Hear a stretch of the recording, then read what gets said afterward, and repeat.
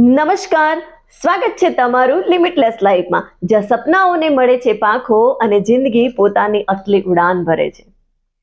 આપણામાંથી ઘણા લોકો ઘણીવાર પોતાની વાત બીજાની સામે કરતા ડરતા હોય છે અને કેટલીક વાર તો પોતાની વાતને રજૂ કરવામાં એટલા બધા હિચકિચાતા હોય છે, એટલો બધો ડર અનુભવતા હોય છે કે પોતાની વાત બીજાની સામે રજૂ નથી કરી શકતા.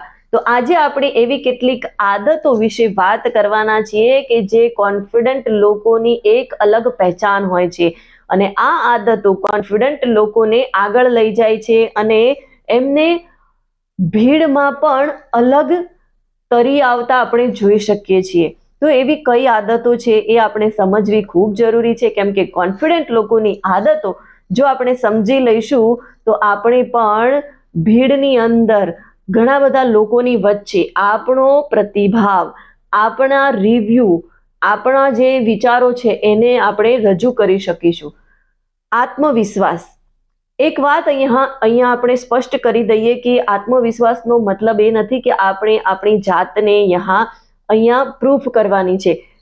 આત્મવિશ્વાસ એટલે આપણી જે આદતો, મૂલ્યો, કામ અને જે પણ આપણે કામ કરીએ છીએ એ લોકો સમક્ષ કઈ રીતે આપણે મૂકીએ છીએ, એ કોન્ફિડન્ટ એ વસ્તુ બતાવે છે કે આપણામાં આત્મવિશ્વાસ કેટલો છે.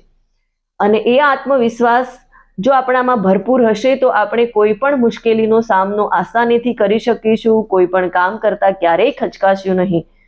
એટલે આવા આત્મવિશ્વાસી લોકોમાં એવી કઈ 5 આદતો છે, ચાલો જાણીએ. સૌથી પહેલા તો ફર્સ્ટ આદત એમની અંદર એ જોવા મળે છે કે એ ક્યારેય પોતાની તુલના બીજા સાથે નથી કરતા. ક્યારેય પણ ગમે તેવી મુશ્કેલી હોય, ગમે તેવો પ્રોબ્લેમ હોય, ક્યારેય એવો પોતાની સરખામણી બીજાની સાથે નથી કરતા. એમને પોતાના ઉપર વિશ્વાસ હોય છે અને આ આદતના કારણે એવો આગળ વધે છે અને ખરાબ એનર્જીથી દૂર રહે છે, કેમ કે એમની તુલના એ બીજા સાથે નથી કરતા. એમને પોતાના ઉપર પૂરો ભરોસો છે, જેના કારણે આવી બધી નકારાત્મક વસ્તુઓથી એ દૂર રહે છે. અસફળતામાંથી શીખવું એ કોન્ફિડન્ટ લોકોની ખૂબ જ સારી આદત હોય છે.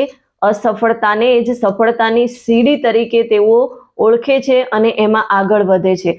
અસફળતા જે પણ વસ્તુમાં એમને મળી છે એ વસ્તુનું પૂરી બારીકાઈથી એવો નિરીક્ષણ કરે છે અને વિચાર વિમર્શ કરે છે કે કયા કારણોસર આપણે આમાં નિષ્ફળ ગયા છીએ અને એ જે પ્રોબ્લેમ થયો છે, જે ભૂલ થઈ છે, એ ફ્યુચરમાં ના થાય એનું પૂરેપૂરું ધ્યાન રાખીને ફોકસ સાથે એવો કામ કરતા હોય છે.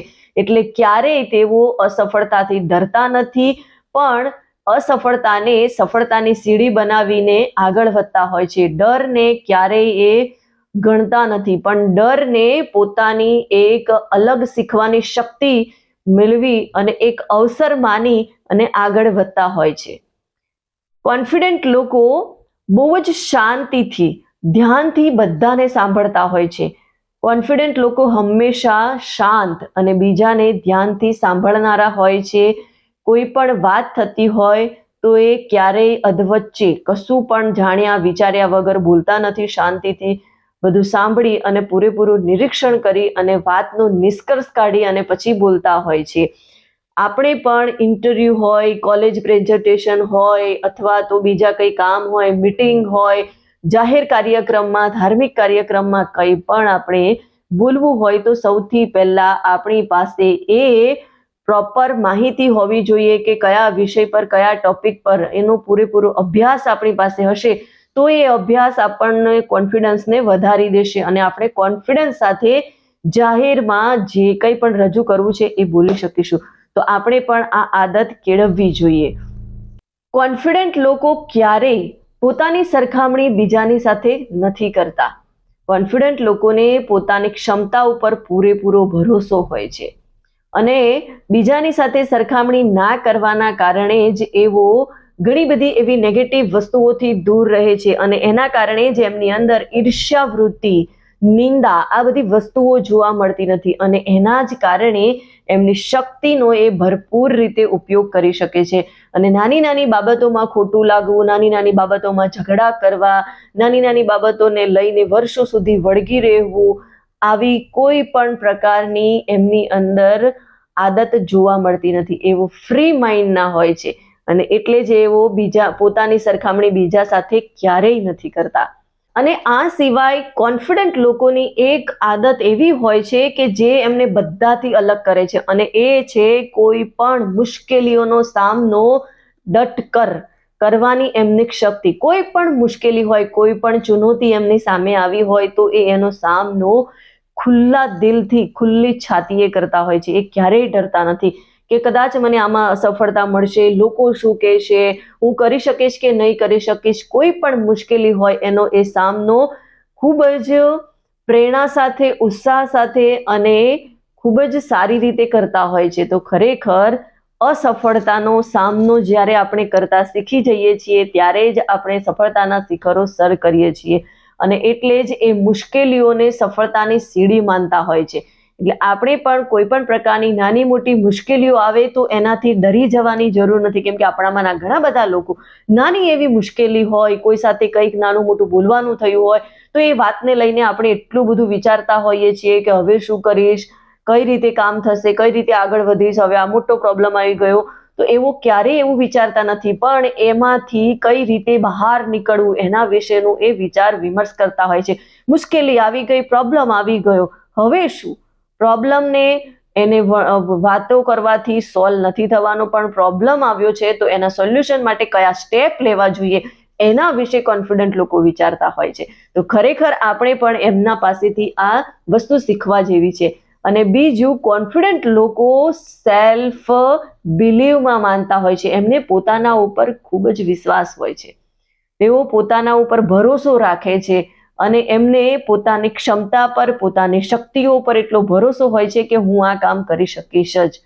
અને એટલે જ એવો કામ પૂરી ક્ષમતાથી કરે છે અને બધાથી અલગ રીતે કામ કરી અને આગળ વધતા હોય છે. ક્યારેય એમના મનમાં એવો સેલ્ફ ડાઉટ નથી આવતું કે હું આ નહીં કરી શકું, મને નિષ્ફળતા મળશે તો લોકો મારી વાતો કરશે, મને આવું કહેશે અને હું શું કરીશ, મારા માટે તો કંઈ જીવવા જેવું નહીં રહે. આવી કોઈ જ બાબત એમના મગજમાં આવતી નથી. બસ ઓનલી ફોર એ પોતાના ઉપર એમને એટલો વિશ્વાસ હોય છે કે જેના કારણે એ કામ આસાનીથી કરી શકે છે. અને હા, એક વાત હંમેશા યાદ રાખવા જેવી છે કે જ્યાં સુધી આપણને આપણા પર, પોતાના પર વિશ્વાસ નથી હોતો ત્યાં સુધી ભગવાન પણ આપણી મદદ નથી કરી શકતા. તો આપણે પહેલા પોતાના ઉપર વિશ્વાસ રાખતા શીખવું પડશે. સેલ્ફ ડાઉટ કરવાનું આપણે બંધ કરીશું તો ઓટોમેટિક આપણી પ્રગતિના દ્વાર ખુલશે. તો ખરેખર તમે પણ કોન્ફિડન્ટ લોકોની જેમ બધાથી અલગ તરી આવવા માંગતા હો, તમારા સપનાઓને સાકાર કરવા માંગતા હો, એક અલગ મુકામ હાસિલ કરવા માંગતા હો અને દુનિયાની અંદર તમારું પોતાનું નામ બનાવવા માંગતા હો તો તમારે પણ આ આદતોને કેળવવી ખૂબ જરૂરી છે. તો મને કમેન્ટમાં જરૂરથી જણાવજો કે તમારી અંદર આમાંથી કઈ કઈ આદતો છે અને કઈ આદતને તમે ચેન્જ કરવા માંગો છો. ઝડપથી મેસેજ કરો અને આવા જ મોટિવેશનલ, પ્રેરણાદાયી વિડીયો સાંભળવા માટે અમારી ચેનલને સબસ્ક્રાઇબ કરો. મળીશું નવા વિડીયો સાથે. ત્યાં સુધી रुको मत, आगे बढ़ो और लिमिटलेस लाइफ का मतलब है बड़ा सोचो, बेखौफ जियो.